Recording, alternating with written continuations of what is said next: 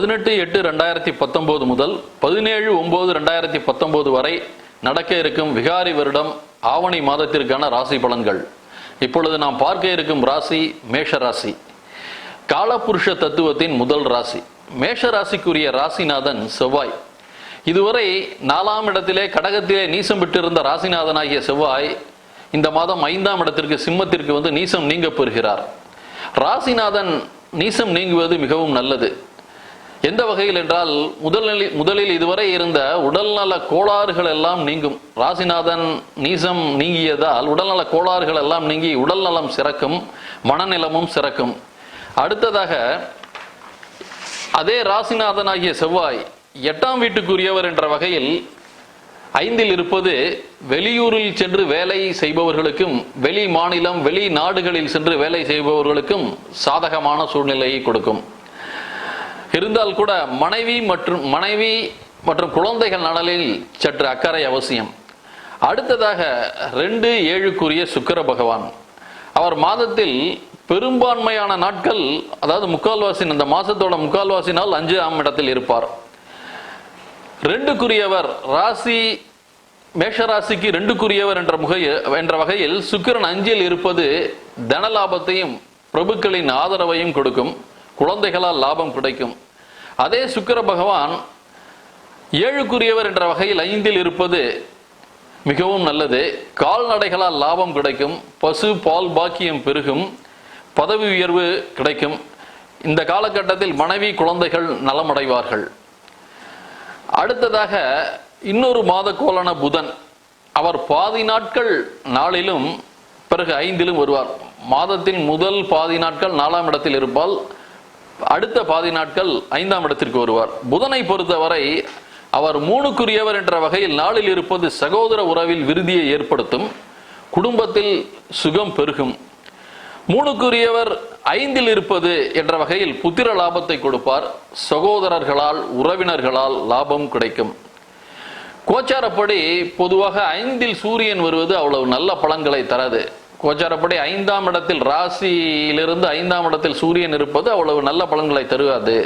நோய் வம்பு வழக்குகளை எல்லாம் கொடுக்கும். ஆகவே எச்சரிக்கையாக இருக்க வேண்டும். இருந்தாலும் திரிகோணத்தில் பாவக்கோளாக இருந்தால் கூட திரிகோணத்தில் இருந்து வலு பெற்றால் நல்லது அப்படிங்கிற விதிப்படி சூரியன் 5ஆம் இடத்தில் ஆட்சி பெறுவதால் கல்வியில் நல்ல வெற்றி கிடைக்கும். குறிப்பாக உயர்கல்வி படித்துக் கொண்டிருப்பவர்களுக்கு 5ஆம் இடம் வலுப்பெறுவதால் இந்த மாதத்தில் கல்வி சம்பந்தப்பட்ட விஷயங்களில் வெற்றி கிடைக்கும். உயர் பதவிகள் தேடி வரும். அடுத்தது வருடக்கோளான ராகு. உபஜயஸ்தானங்களில் இருக்கக்கூடிய பாவ கிரகங்கள் என்றைக்குமே நற்பலன்களை தருவார் என்று பலமுறை நாம் கூறியிருக்கிறோம். அதுபடி 3ஆம் இடத்திலே உள்ள ராகு இந்த மாதம் பொதுவாக நற்பலன்களையே கொடுப்பார். தனலாபம் அதிகரிக்கும். 3இல் உள்ள ராகு மனோதைரியத்தையும் ஆண்மை சக்தியையும் அதிகரிப்பார். போஜன சுகம் உண்டாகும். சகோதர சகோதரிகளின் உதவி கிடைக்கும்.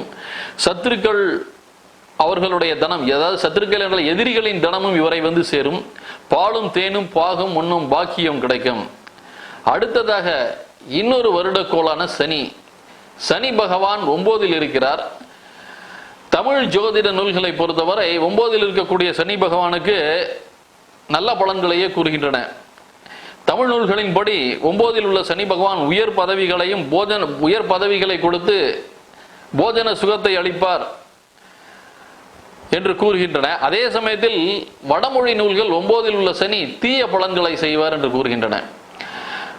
கூட்டி கழித்து பார்க்கும் பொழுது அல்லது நடைமுறையில் பார்க்கும் பொழுது 9இல் உள்ள சனி நல்லதும் கெட்டதும் கலந்த பலன்களையே செய்வார். ஆகவே இந்த மாதம் 9இல் உள்ள சனியால் நல்ல பலன்களும் கிடைக்கும், கெட்ட பலன்களும் நடக்கும். அடுத்ததாக 9இல் உள்ள கேது தந்தையார் உடல் நலத்தை சற்று பாதிப்பார்.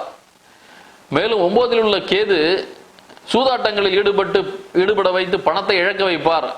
அப்படிங்கிறதுனால இந்த மாதம் மேஷராசி அன்பர்கள் இந்த ஷேர் மார்க்கெட், ட்ரேட் போன்ற தொழில்களில் ஈடுபட்டுள்ள மேஷராசி அன்பர்கள் சற்று எச்சரிக்கையாக இருக்க வேண்டும். இருந்தால் கூட 9இல் உள்ள கேது ஒரு பிளஸ் பாயிண்டாக ஆன்மீக எண்ணங்களை அதிகரித்து பல தலங்களுக்கு, அதாவது இறைவனை வழிபடும் ஸ்தலங்களுக்கு செல்ல வைப்பார். மேஷராசியை பொறுத்தவரை எல்லா கோள்களுமே ஓரளவு மேஷராசி என்பவர்களுக்கு இந்த மாதம் சாதகமாக இருந்தால் கூட 8ல் உள்ள குரு தான் அவ்வளவு நற்பலன்களை தராது. ஏனென்றால் அஷ்டம குரு பொதுவாக நற்பலன்களை தருவது குறைவு. இந்த 8ஆம் இடத்தில் உள்ள அஷ்டம குரு பயணங்களால் உடல் கஷ்டத்தையும் மன கஷ்டத்தையும் ஏற்படுத்துவார்.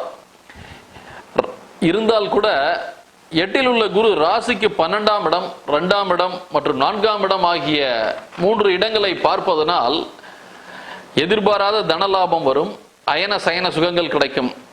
இருந்தால் கூட 8ல் உள்ள அஷ்டம குரு கொடுக்கும் தீய பலன்கள் அதிலிருந்து நம்மை காத்துக்கொள்வதற்கு தட்சிணாமூர்த்தி சுவாமிக்கு வியாழக்கிழமைகளில் மஞ்சள் ஆடை சாற்றி தீபம் ஏற்றி வழிபட வேண்டும். முடிந்தால் கொண்டக்கடலை சுண்டல் செய்து நெய்வேத்தியம் செய்து அனைவருக்கும் விநியோகம் செய்யலாம்.